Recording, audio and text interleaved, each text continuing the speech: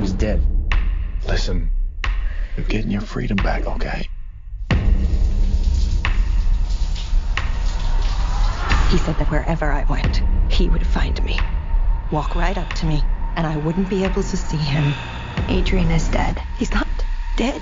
He has figured out a way to be invisible. Welcome everybody to the apocalypse. I'm not going to lie, this is not exactly how I imagined it. It's not fun and it's a bit dull, but it is pretty frightening. So hopefully over this next hour we can entertain you with some film chat, and we're not going to do what you think we're going to do. We're not talking about apocalypse films, we're not talking about isolation films, we're not going to just review Quarantine 1 and 2, we're actually going to review The Invisible Man. But before we get to that, I'm Thomas, I'm joined by John and Mary. John, how are you? I'm good, yes. Not going stir crazy because I've not actually had to self-isolate or anything, which is obviously very nice. But as with you, I am not looking forward to it one bit. I always have these dreams of always all the time, but it's not going to quite work out that way, I'm afraid. Never mind, eh? Mary, I had a theory that you've been locked in that attic of yours since the last podcast. It just looks like you've been living up there. Is this true? Honestly, I haven't moved. Like, I am so excited to do this pod. As I said, it's been amazing to see your wee kippins. I'm so happy. And yeah, I have been in a static since last Monday when we all got sent home from work with our laptops. And honestly, I was like, working from home, I love doing this. Yeah, like once a month or something, it's okay. But see, when you've been doing it for 2 weeks and you're the only person in the house, like the cat is just no company whatsoever. Well, like I said, we're going to review The Invisible Man. This is a film we all managed to catch in the cinema just to know more. Unfortunately, that's not an option for the people anymore. However, it is available on demand and it's good. I like the fact that film companies are doing this and that people are not missing out on the big releases. And I'm glad especially with this one because I enjoyed it a lot. For those not familiar with it, it's Invisible Man. We can all kind of guess what it's about in that kind of aspect. But this is a kind of little twist in the story. We have a successful businessman, Adrian, who is very abusive to his partner, Cecilia. And she's had enough of it. Eventually plucks up the courage and leaves him. But she then finds news that he's committed suicide in apparent despair. But surprisingly has left her with an inheritance. There are some conditions to it. She has to keep her nose out of trouble. She has to prove that she's mentally capable of being sane. However, she tries to convince her family and friends that Adrian is not dead, but is haunting her. But not because she believes in ghosts. She believes he has made himself invisible after faking his own death and is trying to torture her. When I first seen this film was coming back out in a remake, that my last memory of The Invisible Man was Chevy Chase. It was a comedy. Of course you had Kevin Bacon and Hollow Man, which was a lot more darker. This is more similar to that in many ways. But I thought it was a cracking film. I thought it was really creepy, it was really atmospheric. It has got a horror element to it. And in many ways it is like a ghost story, but with a science fiction element as there's no supernatural entity involved. John, what was your thoughts on it? Pretty much the same as yourself. I had low expectations going into it, even though it was a Blumhouse production. I thought it was a fantastic movie. Enjoyed it from start to finish, basically because the turning round of it with a female lead rather than a male lead, it was all focused on her and everything to do with her behaviour and her reaction to the situation she was in. Just thought it was absolutely brilliant the way that they did it. Obviously with Blumhouse they have this reputation of making quality products on very limited budgets, and again it showed here. Thought it was very well done indeed. It was atmospheric, like you say. It wasn't a total horror film, but they've had a real track record of not doing straight up horror films and varying things for their audience, which makes it more interesting, and it means that people will come back and watch the films again. So John, yeah, you were saying you had low expectations regarding that. Mary, did you have low expectations going into it? Were you more excited? No, I was really excited because I enjoyed Upgrade so much, which was also directed by Lee Winnell, and I am utterly engrossed in The Handmaid's Tale, which obviously Elizabeth Moss is the central role in that. So I had really high hopes at their kind of partnership. And I'm a kind of sucker for a classic monster movie, so I was just kind of excited to see where they would take this. I know this isn't part of the Universal, like the Dark Universe. To see what they were doing and kind of updating it and how they were going to retell the story. And for me, like, there was real kind of social commentary in it as well. And it definitely was kind of, she's leaving this, billionaire or whatever he is, and everyone was kind kind of dismissing her as like hysterical, or sort of saying, you know, why would you want to leave that lifestyle? And to me, there was a real kind of commentary on how women are treated when they leave abusive relationships, and particularly like with the kind of response from the police when she initially says, like, I think he's made himself invisible. And Elizabeth Moss is just one of these actresses who she just gives everything to every role that she's in. She's not afraid to, you know, make the kind of intense facial expressions, really get sort of down and dirty, as it were, and really sink her teeth into the role. And for me, it absolutely delivered. I was so glad I caught it in the cinema because I so enjoyed it. Yeah, definitely.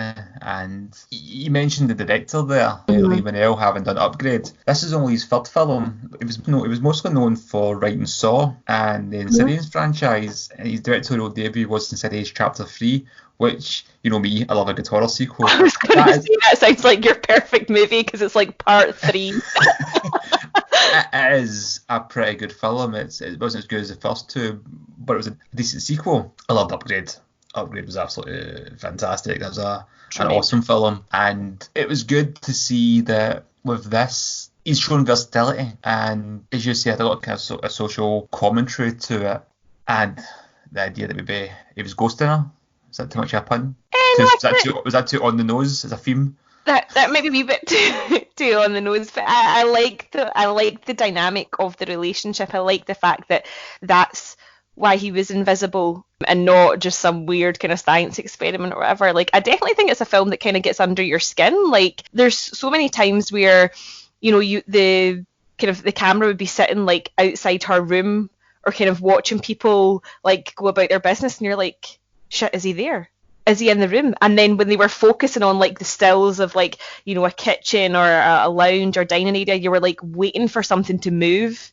You were waiting for a clue that he was in the room. So you kind of were holding your breath a lot of the time, although it was kind of more clever and more sophisticated than a kind of standard monster movie. Like, you definitely were waiting for those little bites just to know he was in the room, and that's all kind of part of the enjoyment factor for me. Yeah, I mean, there wasn't so much it was nuanced in some ways, but not very subtle in others. And like I mentioned earlier, the kind of haunted house feel at the beginning when she's just kind of like putting her washing away and there's total silence. The use of music and lack of it in this movie was absolutely brilliant, as it really kind of built the tension.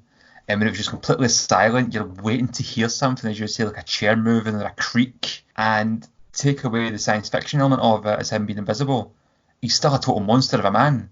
Yeah. And if you had him doing this to her, taking away that element, it's still a very effective horror or thriller, just depending how you felt about the movie.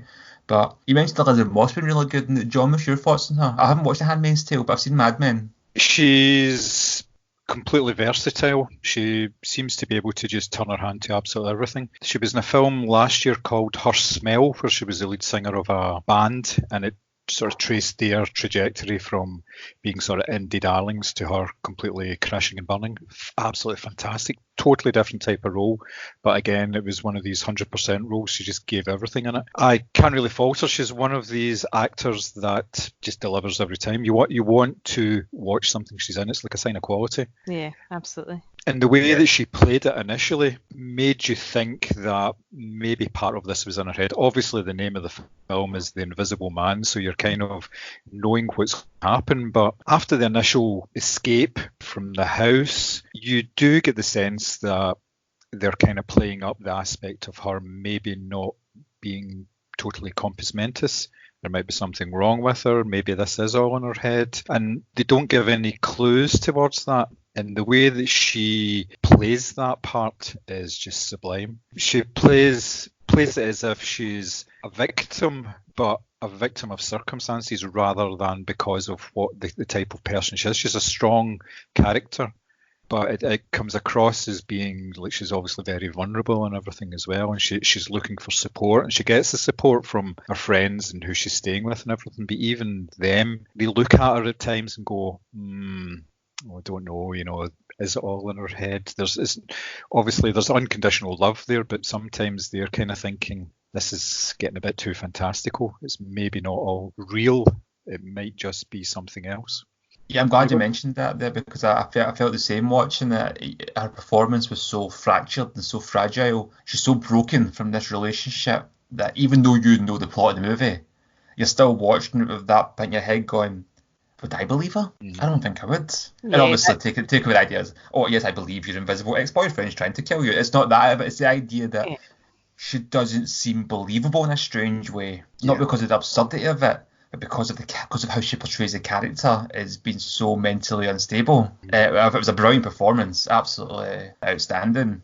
For a Well, it movie kind like of this had as well. to be, didn't it? Yeah. It had to be a good performance because she was on screen pretty much all the time in a good way. Acting against nothing at times. Exactly, yes. Which was so impressive. Some of the kind of fight scenes, which is what I was looking forward to because of the kind of physicality that Logan Marshall Green had employed in Upgrade. I was kind of wondering if they would do that kind of thing in The Invisible Man. And actually some of the kind of fight scenes or interactions, you're like, that must have been so hard to shoot. Like, how do you fake nothing strangling you or throwing you across a kitchen or whatever? And she's just tremendous. She just totally takes it all in her stride. And I think because she is this kind of unreliable narrator throughout, or she's portraying the role as such, you are kind of like, is this going to get to the end and it was all a dream sort of thing?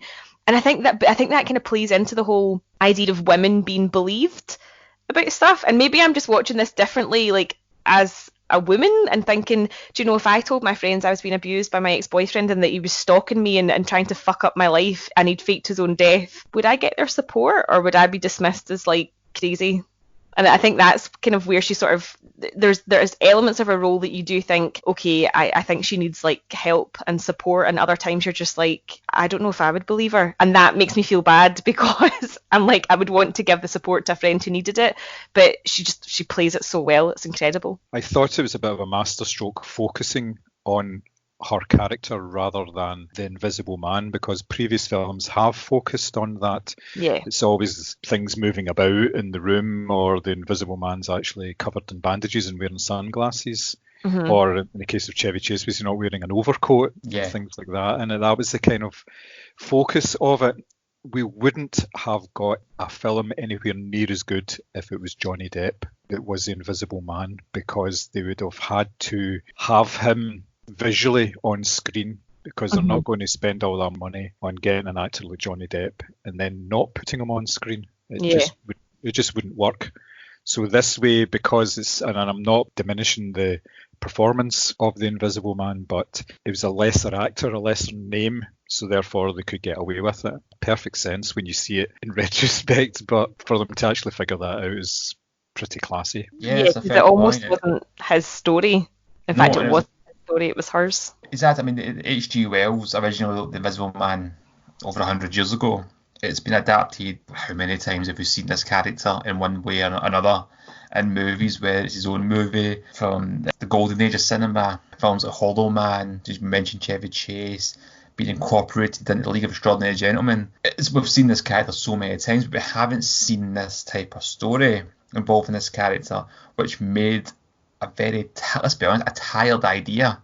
It's very cliche to an extent, the idea of an Invisible Man, but this was a fresh reboot, and that's a feat in itself. That's very good. I did like the fact that the character of the Invisible Man, Cecilia's ex-boyfriend, was called Griffin, which was the name of the Invisible Man in the original story, which I thought was pretty a nice wee touch. It kind of shows you they're doing their research. But you mentioned earlier about the Universal Dark Universe. Yeah. Was I the only one that was a little scared that they might have tried to shoehorn that in at some point? Big spoiler for everybody, they don't, which is a good thing. But when I was watching that, I think it's because my mate texted me and said, have you watched it? I said, no. A few days later, have you watched it yet? I said, I've still not watched it yet. And he's like, sake. I'm like, something must happen in this. But the last time he was that excited about me seeing a film was Split. Oh, jeez. And I don't want to ruin the ending for anybody who's not seen it. But yeah, he wanted my reaction to it, so I'm like, am I going to be watching this movie? Does Russell Crowe pop up at the end credits? I did that. And the more the movie went on, the more I was sucked into it, and I thought it won't work. It can't work in a crossover with Tom Cruise and the Mummy. It's just impossible. Yeah, I mean, I think that, as I say, I love monster movie. I really like that sort of old-fashioned kind of monster movie idea, and I was excited about the idea of the Dark Universe. And John, I think you and I had talked about this a couple of weeks ago when we were recording our film festival pod. I kind of wanted that to work. In fact, not kind of, I did want it to work. And I was kind of sad that it didn't, it all fell apart and just nothing was good enough. But I liked this version of this story. And as you said, John, if they had gone ahead with the Johnny Depp thing, then my God, they would have had to focus on his character, and it would have been, an empathetic portrayal of his struggle and whatever. But actually, this gave me a monster movie that I didn't know that I wanted, but I loved it. Exactly, yes. It wouldn't have worked within a greater universe. And No. it doesn't need to. That's the beauty of these films. They're doing them one at a time, and they can just do whatever they want. They can just make them single stories. There's no reason for them to join them up. Doesn't make any sense. No, well, don't get me wrong. I was quite looking forward to the idea of the Dark Universe. I enjoyed The Mummy. Tom Cruise movie. I quite liked it. I know it's terrible. I know it's not a good film, but I did quite enjoy it. And when Russell Crowe popped up as Mr. Hyde or Dr. Jekyll, big spoiler, sorry. Don't worry, you can't, if you've not seen it by now, you're not going to see it. And the universe is dead, so don't worry about that either. And I liked the idea that we're going to maybe incorporate all these monsters together. And I'm glad that this went the way it did. Now, obviously, watching the film, you can tell tonally that's not going to be the case. I was a wee bit kind of hesitant based on my friend texting me. But as you say, John, if it was Johnny Depp, did they go down that road? We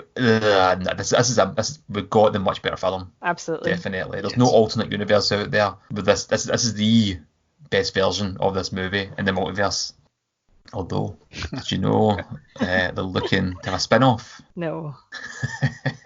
Really? Do you want to hear about it? Of course, I always want to hear about terrible movie ideas. Yeah. What do you think they're going to do? It's not a sequel, it's a spin-off. It's not the same characters, but what do you think they're going to do? Oh, right, okay, I was going to say maybe she would come back as invisible, so there goes that idea. You're close. Oh, really? That's so shit. Elizabeth Banks is going to star and direct and produce a new adaptation of the 1940s The Invisible Woman. Oh, we need to stop with these vagina movies. We need to stop this. Not every male character needs an opposite and equal female character. Like, do you know what? See if they'd made this movie where the actual Invisible Man character was a woman, that wouldn't have bothered me, not one bit. But the fact that I feel like we're now going out of our way to sort of counter everything with a penis, it's stressing me out. Do you know the funny thing? I actually just love that sentence. Counter everything with a penis. But she was actually given a choice. No, sorry, what you were saying about the idea of maybe a woman playing the Invisible Man this time. Can you imagine it was gender swapped and she was torturing the guy? She was some kind of feminist icon in comparison. She'd be the hero. Yeah, but see, the thing is, actually, there probably isn't. I'm not that I can particularly think of, apart from really obvious cases like, Misery and stuff like that. There's not too many movies that I can think of where women are the abusers or to a male of any kind, whether they're weak, strong, whatever. But I guess maybe, I don't know, maybe I'm part of the problem, but I guess it was really easy for me to watch this film and go, do you know what? Yeah, women aren't believed when they say their boyfriends are abusive or they want to leave them or they're stalking them or whatever. Maybe it was just easy for me to buy into that because that's what I'm told all the time. No. I don't know. No, I didn't really think much of it watching it, but you kind of highlighted that theme. It does make sense, and obviously it's an extreme example because why should we believe the guy's invisible? But the point being is she is telling the truth. So regardless of how unbelievable the story is, she's right. That's what it boils down to. Nobody's willing to believe her. So you're probably right. It's a very important theme to take from it in that case. I mean, I think because I've been not on the receiving end, but I've had a few mental exes, and I've had girls, friends or whatever over the years who have, once they break up with someone, all of a sudden they can't get rid of that person, and it is frightening behaviour, whether you're 16 and you're breaking up with your first boyfriend or you're 36 and you're breaking up with your husband or whatever. But I definitely, and I like that kind of take on things, because usually I kind of feel like the Invisible Man is this sort of empathetic character, like look at him, look at his plight, look at his suffering, he can't be part of normal society. This guy doesn't want to be part of normal society. He wants to use whatever tech he's developed for, nefarious purposes or whatever. So actually I like that kind of spin on it, that he wasn't the victim in all of this. Do you know, I love the fact as well how kind of simple it is, deep some of the themes are, and as frightening as the movie is, and it's It's a very good film. It's not just like popcorn munching fun. It's a very, for lack of saying, like a snob critic idea. It's a good film. It's a really good film. But the script is so simple. And I love the fact that they just gloss over certain things. Like, yeah, so this guy created a suit that can make him invisible just because he's some genius. The end. Yeah, there was like no like, oh, he's developing it for, you know, the army, or like, do you know what I mean? There was just just because he was bored and he's got a garage for too. He was just bored one night, and the idea he's got this big kind of like master plan in place and faking his death. It just seems to nobody seems to question the details, which is good because the details don't matter. It's not a kind of case of, well, how did he fake his death? Like, who cares how he fakes his death so easy? The important thing is he's a psychopath in a invisible suit. That's what's important. Love it. It's so simple, but yeah, you're right. Well, we've talked about this in the past, remember, where you talk about time travel or something like that, and if you just accept it, it's part of it. It exists. It's got on with it. You don't need to question it all the time. It makes perfect sense. It can go on with the story rather than having to have somebody emoting to camera a bit, you know, basically drawing a diagram for people so they can understand what's going on. Don't need it, and it's very good storytelling in that sort of respect. Have you ever seen the Donnie Darko director's cut? No. I have years and years ago, yeah. That's essentially what it is, what you just described there, John. It's basically an explanation of the movie. Mm. Oh. There's so many scenes kind of intercut into to explain what's happening, and there is some bits that I do like, but overall it's like Donnie Darko for idiots. All right, that I definitely don't need in my life. Yeah. But I like that. It makes, like, not that it makes me feel smart or whatever, but I like the fact that it, as you say, it doesn't have to explain itself. It just the film accepts that you accept what's happening. Yeah. Just is. And there's only one kind of thing I want to mention. It is spoilery, so I'll dance around it, but I want to know your reactions. The scene in the restaurant. I shit myself. It was unexpected. It really was. Yeah. And because of that, it was very powerful. Yeah. Very much so. And like I say, I won't say too much detail here for people that haven't seen it. How that whole scene is filmed and shot and performed, and just everything about it. Oh, it's going to stick with you for a while. 100%. I mean, to be fair, this was like a couple of weeks ago when this whole coronavirus thing was kicking off, so it was like me, Chris, and like maybe 2 or 3 other people in the cinema. But I actually like out loud gasped like so loud that even the small amount of people who were in the cinema did sort of turn round, and I was like, it totally came out of left field. But that's where I think that like these types of films are kind of clever, because they're not gratuitous, but they do kind of keep you on the hook with what they do. Yep. With a budget of 7 million, it's made over 120 million at the box office so far. Wow. How those numbers will affect you going forward, it's unprecedented times. Will they go up because people can just rent it? Or will they go down because they're not going to cinema? Who knows? But yeah, I think it's safe to say that if the spin-off doesn't happen, there's going to be some sort of sequel going down the line. I don't feel like it needs it. It really doesn't. It's just that kind of box office number. It's apparently it's something like the 7th biggest grossing film of the year so far. I mean, it's going to be so hard to gauge like cinema figures this year anyway, with stuff getting cancelled and rearranged and all that sort of thing, movies sort of moving to kind of on demand like this is, obviously for a fee. But again, you know, it's great. I think the budget for Upgrade was quite small as well, and that, you know, what I've seen of Lee Winnell so far, I just absolutely love, and it just goes to show that you don't need like stacks and stacks of cash to burn through when you can actually just get really good actors and a sort of solid, sensible script. That's it. I've cracked Hollywood. I can retire. Well, I think I'm going to be unanimous here, but as it is the custom for Moviescramble, recommend from me, John. Yep, definitely recommend from me. Hedy. Absolutely, it's a recommend from me, especially if we're all going to be locked in. It'll be worth the 15 quid or whatever. It's a great movie. Exactly. As Mary said, the movie is available for rent on demand. If you are able to go and see it at a cinema anytime soon, don't stay at home. Just rent it.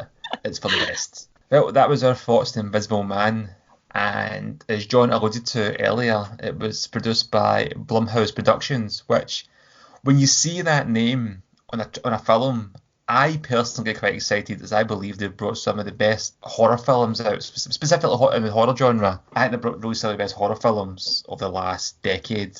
They also did Whiplash, which a lot of people don't know about. Did they? Yeah, which I think is one of the best films. Maybe over the last 20 years, I think it's absolutely phenomenal. But they're mostly known for horror film. Very, very good at taking a low-budget film and turning a nice, tidy profit on it. As The Invisible Man was a reboot, remake, whatever you want to call it, they have done a few remakes in the past, again, with similar success rates. So we've decided to think about our top 3 movies that we would like to see Blumhouse remake or reboot. Their take on it. What would this production company do? Because I love Jason Blum. I think he's brilliant. He just comes like a cool guy on Twitter. His production company's great. They make great films. Good choices. A lot of care taken into them. I think I seen 3 Blumhouse films before this lockdown kicked in. Sure. Yeah, they were all in the cinema. Fantasy Island, Invisible Man, and The Hunt. Are they all Blumhouse? Okay. But let's talk about our top 3. John, what film would you like to see remade by Blumhouse? The film I'd like to see remade is Soylent Green, the 1973 dystopian thriller starring Charlton Heston and Edward G. Robinson. The basis of the story is it's 2022 and the world has gone to shit, basically due to overpopulation and pollution. Nothing to do with viruses here. There's actually too many people and there is not enough food to go around. So the Soylent Corporation comes in and is producing food. There's Soylent Red and there is the new one, Soylent Green, which is produced from algae. Now, at the background of this is the Charlton Heston character, who is a policeman, and he's basically enforcing the law in a very, very overcrowded New York City. So the film itself is a bit police procedural, there's science fiction elements, and there's kind of thriller elements as well. It basically follows him over the course of an investigation into a high-powered member of the Soylent Corporation dying in mysterious circumstances. He reckons there's something wrong with it, but he's kind of told to just mark it as a suicide or a mugging or something, but he persists and gets deeper into a whole sort of conspiracy. It's an absolutely cracking movie. It hasn't aged particularly well in terms of the style of it. I saw it a couple of weeks ago and the 2022 clothes look very much like the 1970s clothes, to be perfectly honest. Charlton Heston wears a skip cap and a neckerchief, which is not the best look for a middle-aged man, I'll tell you that for nothing. But it's a great film. It's a really, really good story, and it's one that you can see a company like Blumhouse doing because they could do it within their budget and they would subtly twist it in order to sort of put some more modern themes on it. I must say the way that they treat women in this film is absolutely abhorrent. They're basically attached to apartments. They're basically the live-in interest in the apartments for somebody who's wanting to rent a modern luxury place, and they are they're called furniture actually in part of the film. Wow. It's a very, very male-centric view of the future, shall we say. But yep, I could really see this being remade. I would think maybe somebody like Josh Brolin and the sort of Charlton Heston leads, maybe, don't know, but there's plenty of scope in there, or maybe even changing the focus of the character as well, so it's maybe female led. It's very easy to adapt it, I think, and I think it would be a cracking movie to do. Yeah, do you know, I've never seen it. I know the film and I know the twist and I know the pop culture references regarding it, but I've never actually seen the movie, and I have it recorded on my Skybox. Yeah, no, it's definitely worth a watch. Yeah, it's one of those kind of old classic. Well, not old, it's like only 30 years old or whatever, but it's a classic, isn't it? Definitely, yes. In fact, it'll be older than 30 years now. It's nearly 50 years. It was 1973. Yeah. Oh God, my maths is terrible. And it's only just over an hour and a half, so can't go wrong. That's an easy watch, yeah. I think The Invisible Man was probably a bit of similar runtime, no? It wasn't long. Don't think so, yeah. I think it was maybe just around about 100 minutes, something like that. It wasn't particularly long at all. Kind of easily digestible chunk of cinema. They don't mess about. No. In fact, no, The Invisible Man was 130 minutes long. Wow. Yeah, I've seen that as well. It certainly didn't feel it. I was watching it. No, definitely not. Definitely not. Okay, I think I'm up next. So I'm a big fan of German Expression cinema, and for that reason, I would love to see Blumhouse get their hands on a remake of Paul Laney's 1928 silent movie, The Man Who Laughs. It's a swashbuckling melodrama, which doesn't really sound like Blumhouse fodder, but it's a film that's said to have inspired a number of other characters, most notably the rendering of the Joker. So it's based on a Victor Hugo novel and stars Conrad Veidt, I hope I'm pronouncing his surname properly, as Gwynplaine, who is disfigured really badly as a young boy. He's given a permanent smile that literally stretches right over his face. His dad is murdered in an Iron Maiden and he's cast out, so he kind of joins a sort of, well, what they refer to as a travelling freak show, but I'm quite sure that's an insensitive term these days, where he sort of performs his laughing man routine. And he is joined by Dee, who is a blind girl who falls in love with him because of course she can't see what he looks like and she just loves him for who he is. And I think that there's a lot of scope there for Blumhouse to kind of do something with the character, both in terms of how he looks and kind of how he would elicit sympathy. It is an old-fashioned monster movie, kind of along the lines of, like, you know, The Hunchback of Notre Dame, the kind of the original version of that. And I would love to see somebody like Roger Eggers or something get a hold of that, because it is expressionist cinema and he did that so well with The Lighthouse. So that's my first pick. I'm intrigued to see what they could do with a character like that, because he's not a villain, but he's inspired a lot of renditions of one of kind of the cinema's biggest villains. So yeah, that's my first pick. What I find interesting about that, with both your picks here, is you've got casting suggestions and directors attached, and I'm like, you're going to be so disappointed with mine. I had never heard of this film and I'm intrigued now. And have you seen the the fact imagery? that Sorry to interrupt you, John, but have you seen the imagery from it? It's stunning. No, It's I quite have not. famous. Yeah, you might recognise it to see it. It's an early Universal Pictures film as well, so that's right in Blumhouse's wheelhouse, because they have this exclusive deal with Universal at the moment for all. They distribute all their films, not just the monster films. So yes, it's actually one that you could see actually being done. I had a look through it. I did a wee bit of research on it, and it's one of these films that you think, yeah, that could really be done. It's got scope for updating it quite easily, yeah. Yeah, because a lot of the stuff is quite dated, you know, there's a kind of royal court and sort of political point scored in that way about who has, you know, who's rightful heir to the throne and all that sort of thing. But you could really update that in a sort of modern political setting or something. But yeah, I would just be so intrigued because the character's quite, you would know the main character of Gwynplaine if you saw the imagery. So I'd just be quite keen to see what they would do with something like that. Okay, Thomas, your first pick? I have went with one of my all-time favourite slasher movies, Maniac Cop. Have you seen Maniac Cop? No, but the title already's got me laughing. There's three of them. Of course it is. The first one, the second one, I actually think the second one's probably the best, but the first one's great as well. It's basically pitched as Michael Myers with a badge. You've got this cop called Matt Cordell as the cop, and he's a great cop, really good, but he got too close to the corruption at City Hall, so he gets framed, put in prison, where he's knifed to death. Or is he? Because a cop that looks very similar to him, but covered in scars, is haunting the streets of New York and butchering innocent people. Now, one of the cops, he starts to do some investigation into it, but while he's investigating it, another cop, played by Bruce Campbell, is framed for the murders. So you've got this slasher movie, very kind of like run-of-the-mill slasher to an extent, but this layered story of like corruption and a cop being framed and trying to clear his name. It just kind of cries out for a remake, in my opinion. I think Blumhouse did a great job of it as well. It's got low budget written all over it. It's got these kind of political themes that are still very relevant today. You could bring in stuff regarding like cop corruption and the Blue Lives Matter type idea. But interestingly enough, it's been in development hell, the remake, for a while. Do you know, Mary, you like this one, because I know you like the director, who has been trying to reboot it? No, because I've never even heard of the film. So. Nicholas Winding Refn.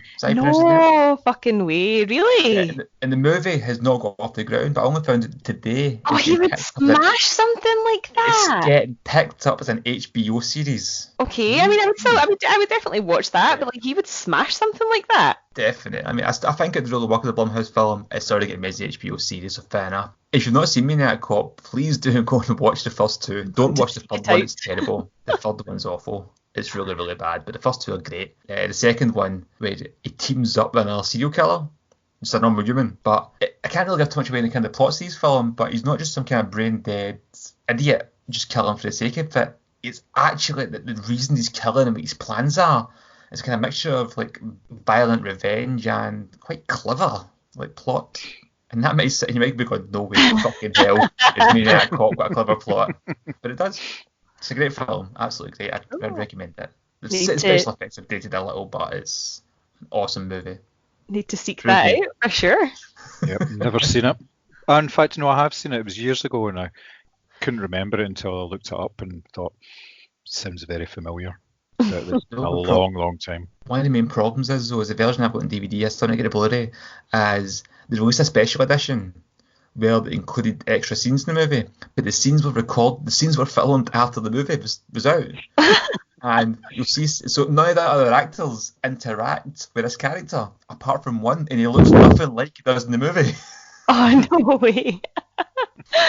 John, what's your second pick? My second pick is The Day the Earth Stood Still, the 1951 version of the film rather than the 2008 Keanu-fronted remake, which was itself a guilty pleasure, something you can watch, but I preferred the original version. The story behind this is a flying saucer that lands in Washington, and out of it comes a humanoid figure with an 8-foot tall robot called Gort, and he's there to deliver a message to the people of Earth to say, you need to take care, you need to all work as one.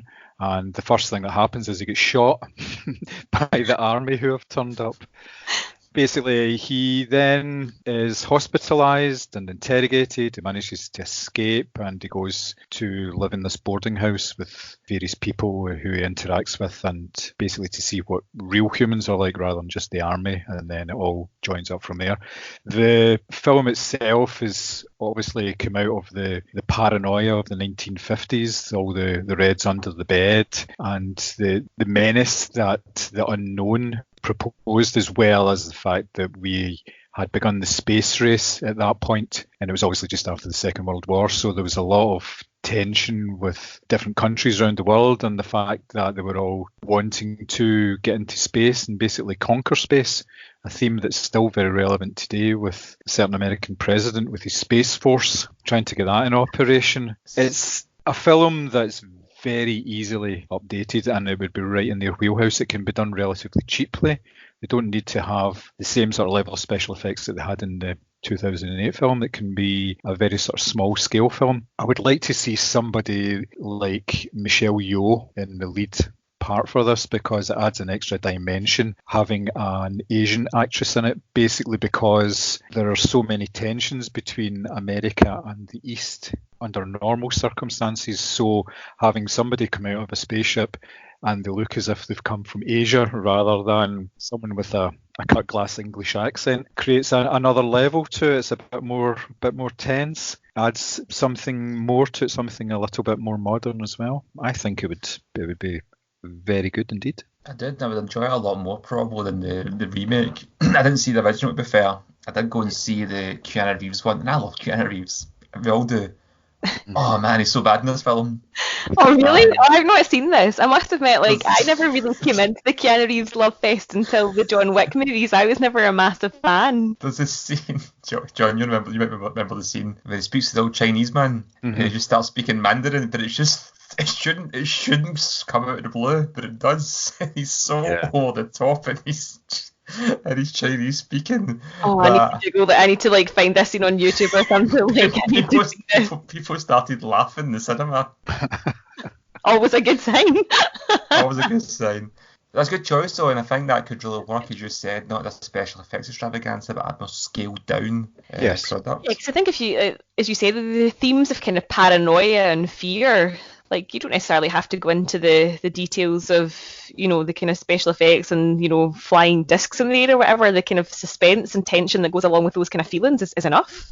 Yep, totally. I'm going to jump back to Maniac Cop quickly 2 seconds and say I would actually have Logan Marshall Green as the lead, as the Maniac Cop, and I'll send you clips later on, Mary, and I think you'll put a good connection together. He would suit the part.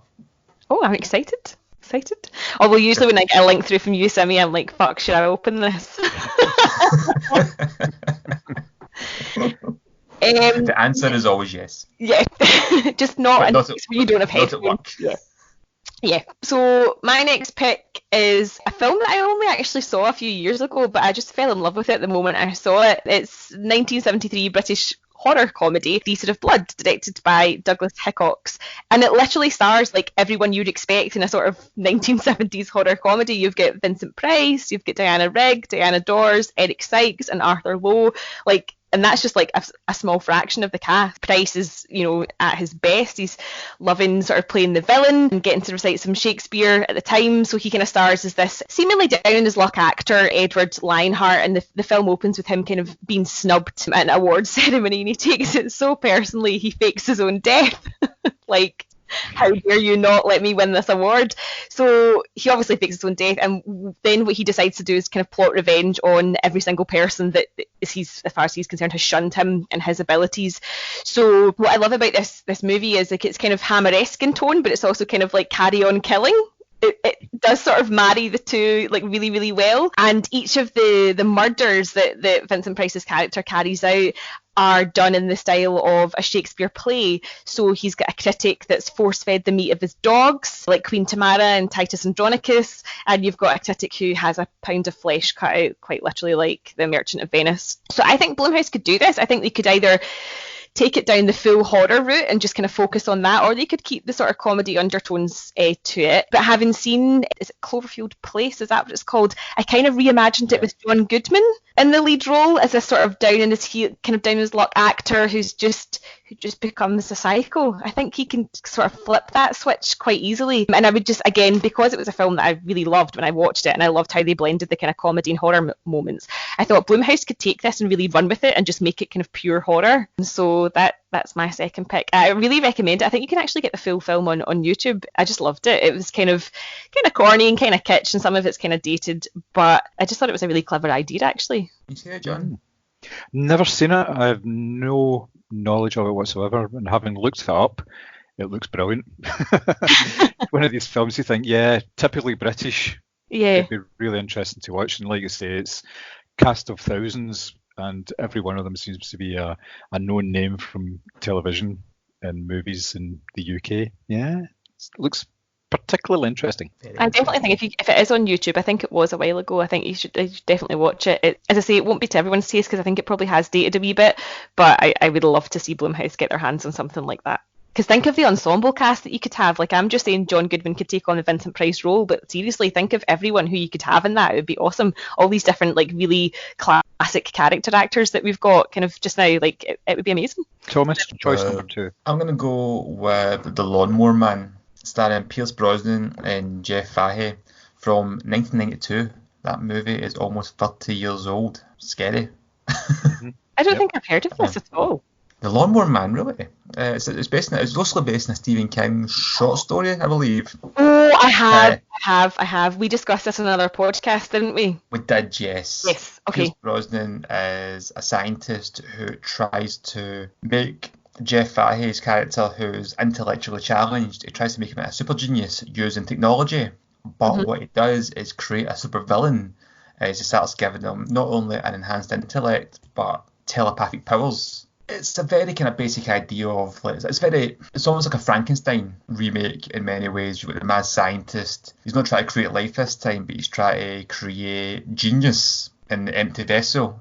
There's a lot of kind of similarities in the themes there, and obviously it goes tits up and the monster starts running them up. So this movie at the time didn't do very well in terms of critics and that. Done okay at the box office, had a fuck awful sequel, but the original movie was very lauded for the time for its special effects. Everything was done in a kind of virtual reality setting where the virtual reality world wasn't very common. Now, you could do this movie two ways going forward. You could go to this big super extravagant special effects bonanza, but that would take away from the point of the movie, that it's supposed to be a computer world based on the technology of the time, which this was. Now looking back on it, it's very dated, but at the time it was very groundbreaking.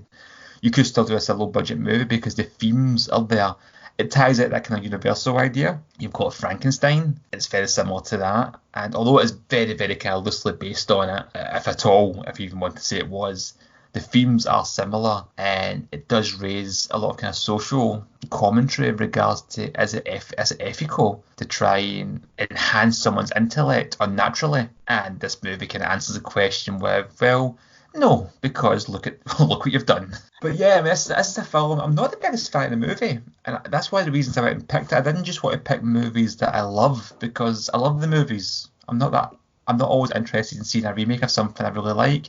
But this, I think it's pretty average at best. It could benefit from a remake as with a tighter script and some, no offence to the director, a better kind of director, producer behind the movie, with some more focus and care given to it. It could be something really special. I think it certainly sounds interesting. I think maybe it was the sequel you kind of made fun of in the last podcast, and that's why I was getting confused. Probably. The sequel's terrible.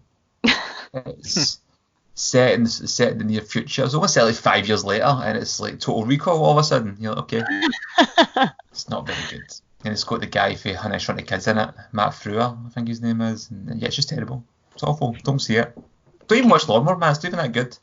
But remake it. Yeah. At least. Petition to Blumhouse on Twitter as of tonight. Yeah, and put Sam Rockwell in it as a Lawnmower Man. Oh, I love Sam Rockwell. He could actually play either role, I think. He could, couldn't he? He would be Easily. good as a scientist, yes. Easily. Having played both parts. I think I mentioned this the last time, that it was Rockstar Games that created the visual effects for the film. You didn't in their sort of no. infancy. No, did I not? It was a company called Angel Productions, I think it was, and they went on to become Rockstar Games. Wow. Maybe you did actually. Sorry, maybe you did. That sound familiar. I think I might have, yeah. You might have done, because now you mentioned it, that sound familiar, and I wouldn't have known that other than you mention it. It's a quite an intriguing film. It's one I have on DVD, but I've not watched for years and years. It's one really have to revisit just for seeing Pierce Brosnan, because he's a fantastic actor. I like what he does. So him as a mad scientist is always good. And I think he's got his 1990s hair in it as well, is it not? Yes. It's quite flowing.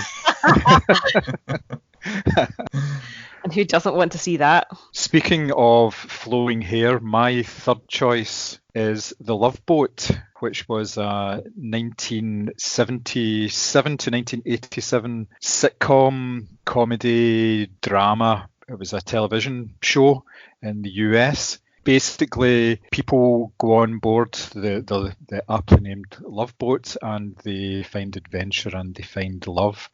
There's always a cast of very well-known characters that come on, very well-known faces. There's a crew who, I think they were there for the whole run of it. It was the same people, and they all had their wee foibles and things like that, led by the captain, and they all did their wee bit to make sure that everybody's dreams came true. This has a direct link already to an existing Blumhouse film. There was an episode of The Love Boat where they went to Fantasy Island, so there was a real crossover there. So there's actually a way that they could do this with The Love Boat turning up at Fantasy Island, maybe as a sequel, maybe a shared universe. But I think this would work really well as a standalone film, because you have the nice element, you have the brand recognition, people going on a cruise, everything's supposedly going to be okay.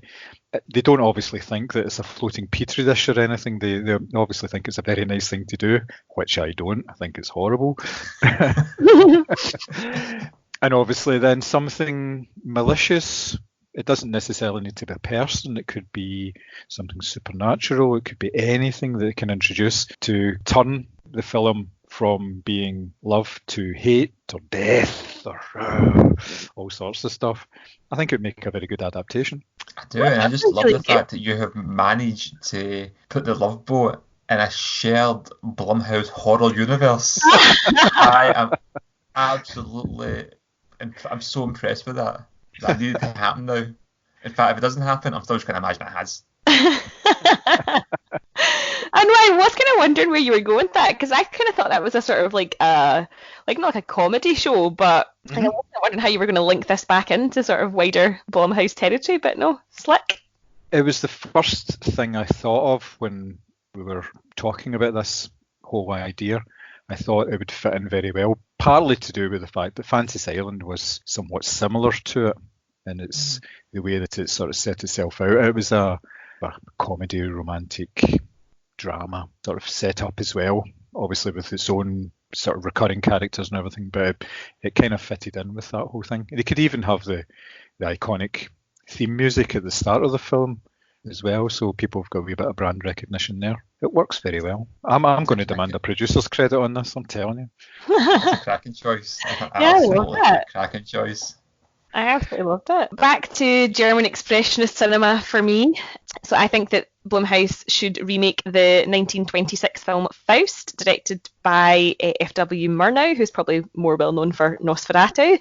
And I think that should sort of give you a hint at sort of being a kind of gothic horror. It's obviously based on the writings of Goethe and stars Emil Jannings as Mephisto, who makes a deal with an archangel that if he can destroy a man's soul, the devil will get to rule the earth, which, if that's not a spooky enough premise for a film, I don't know what is.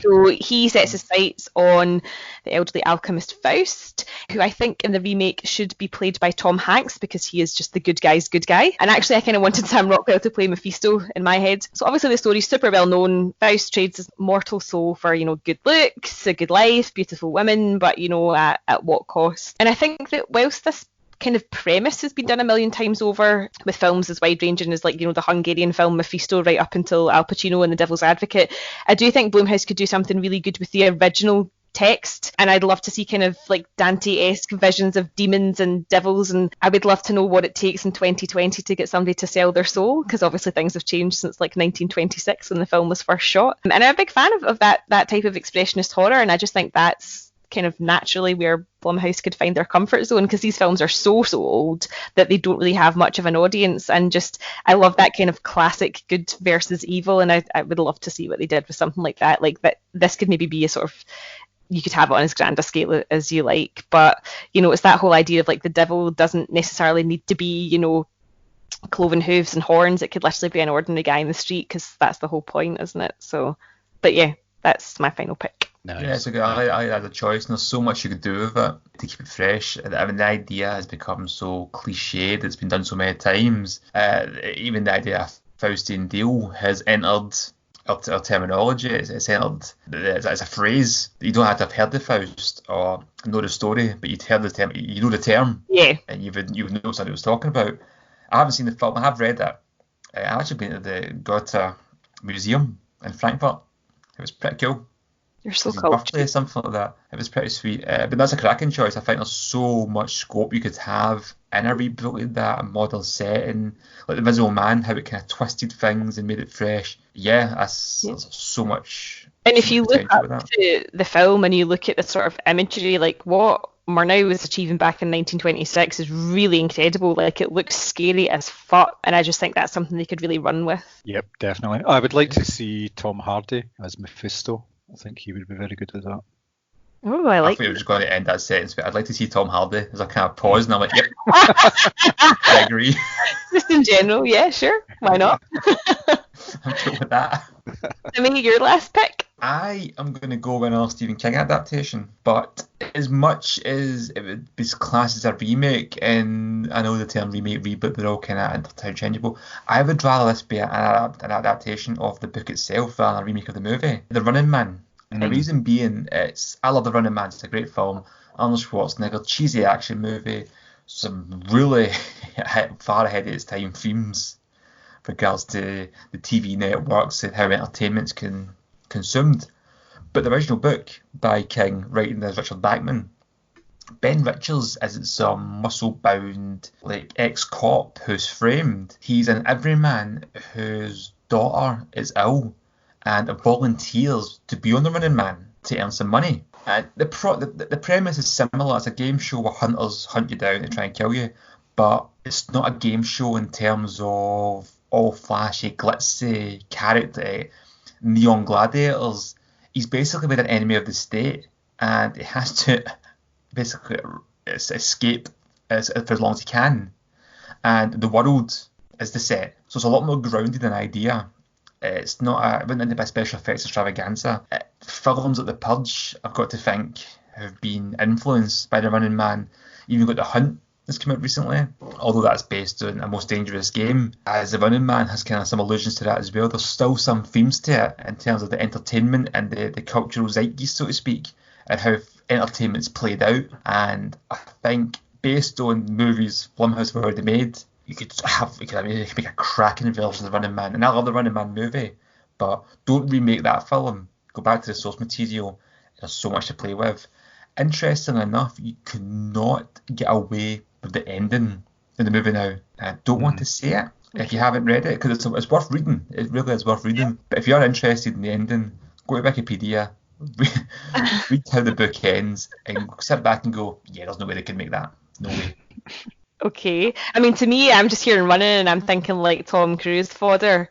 I did love the run. But actually, like, it's not that far removed from like TV shows that are on just now, like Hunted and stuff that's on Channel 4. So, I mean, the premise is there. That's a great choice. I mean, this book was released in 1982, and they have, as you say, they've made shows like it. Obviously, nobody's getting murdered yet. We're just one step away. And I think, especially with the kind of social lay of the land, so to speak, I'd imagine somebody maybe like John Boyega in the role. I think it would definitely work for a young black actor. Yeah, and you could really tap into a lot of kind of racial themes with it as well, and how society kind of views certain people. I think it's so ripe for a remake this movie. Yeah, that's really clever, actually. I like that. Oh, shit. I have as a game show host. Oh, that's a good point, actually, because... Would you cast against type? Would you put somebody nice like Tom Hanks in the role so that he can explore his darker side? Because he's obviously the host is very sleazy and smarmy. It's, one to. Do you know who I think would be really good in the role? I think Christian Bale would be great in the role as the host. Oh, good choice. That's a very, and I know Blumhouse the actors aren't usually of that caliber, hence because the budget of their movies is lower. But thinking of him in that kind of American Psycho type, Patrick Bateman role, he would be excellent as that kind of game show host. I was thinking maybe somebody like William H. Macy or something like that. Somebody who you associate with being meek, but he's able to turn his hand to something a little more meaty and horrible, if you like. Or do you just go for some like an out and out like good villain like Mark Strong? Yeah. Like that. You can never go wrong with Mark Strong as a villain, can you? And just a addition he's in for.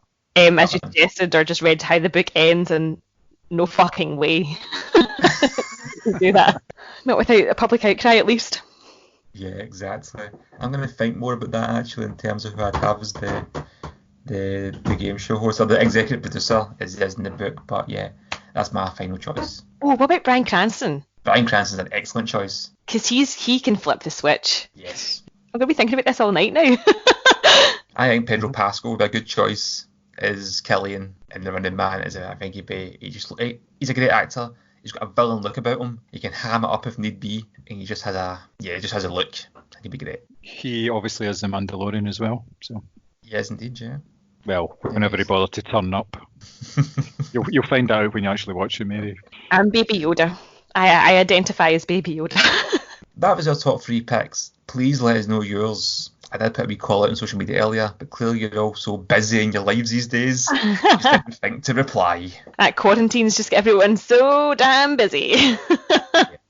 This is the point of the podcast. We usually talk about what's happening in the news, and there's a lot happening in the movie world. Unfortunately, it's all the same stories we're hearing. Movies are getting cancelled left, right and centre, or delayed. But there's films that have been released that are getting put to on demand, and there's even talk of movies that haven't been released, such as Wonder Woman, going straight to on demand. How do you feel about that? Do you think that's something they should do, or in terms of A Quiet Place and Spectre, do you think it should be pushed back?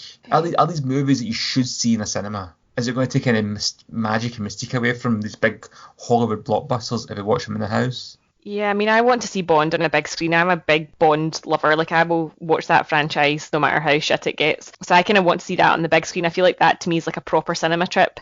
A Quiet Place, that might do me a favour, because last time I was in a cinema full of idiots who would not shut the fuck up.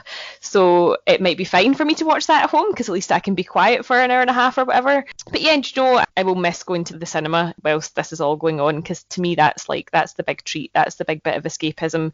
And yeah, for some of these things, you do just kind of want to experience it on the big screen. Bond, for me, being the most obvious example, I definitely will hang off if I can to see that on the big screen. Yeah, same. These event movies are made to be seen on the screen.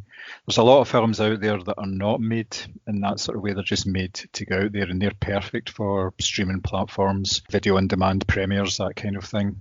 But the big ones, what I think they'll do is they will just hold off the majority of them because they need that box office revenue as well as the back end video on demand and streaming revenue in order to succeed. You can't really see DC or Marvel throwing away the best part of $1 billion on box office revenue when they can just hold off for 6 or 12 months and do it then, because the anticipation is there for these films. It's not going to go away anytime soon. People will still want to see them. People will want to get out as well. They want to go and do communal things. So, yeah, they're as well holding off. But there's so many films come out in a normal week anyway. You're talking about sometimes up to 12, 15 films get released. The majority of those, no, there's no need to actually see them at a cinema at all.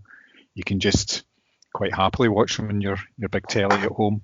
Yeah, it's a shame. Obviously, there's bigger things in the world happening, but we can look at what kind of other impacts it's having. It's simple pleasures for people, and going to the cinema is a big deal for people just getting out. And for me, interestingly enough, I usually try and avoid the cinema at as busy as times. I would try and go when it was quieter. There's a slight, I can recognise the irony in that I would kind of social distance by going to the cinema during the day, like early morning screenings. But yeah, I mean, there's some films that I don't want to not see, but I'm the same as you guys. I'd rather kind of hold out and see things like Wonder Woman as intended. I want to see 40-foot Gal Gadot. Yes. Oh, yes. That's how I feel about Daniel Craig. There's more than enough to keep us going at the moment.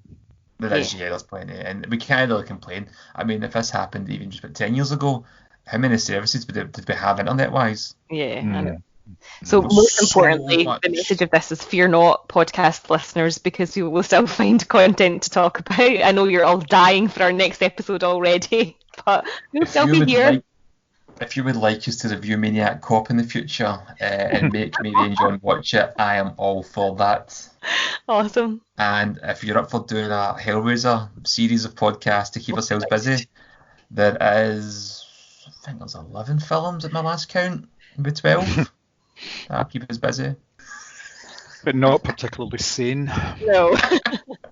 You'll be fucking running from the house. That's a big part of this lockdown. I need to hold on to mine.